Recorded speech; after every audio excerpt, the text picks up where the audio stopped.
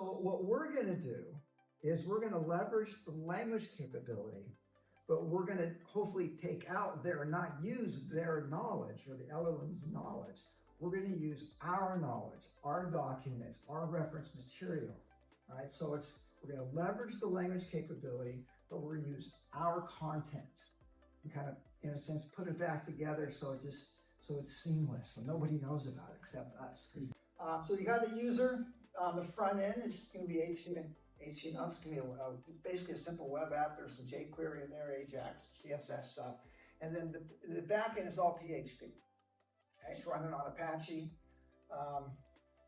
And in terms of the database, where the movies are, where our content, that's in a MySQL database for the hands-on lab, but it can be in any database, right? With the vector type, you can do the same kind of thing. Okay, you have to change a little bit of the code, but the code is not that bad.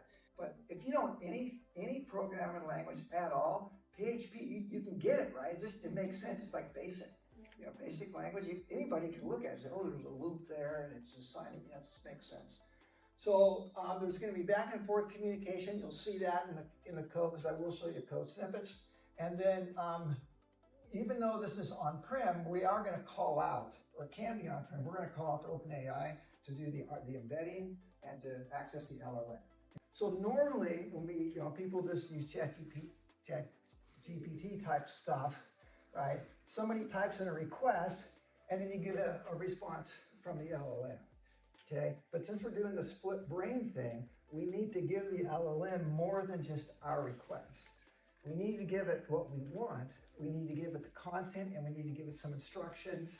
And sometimes we give it the history of the chat, so it kind of has some more content.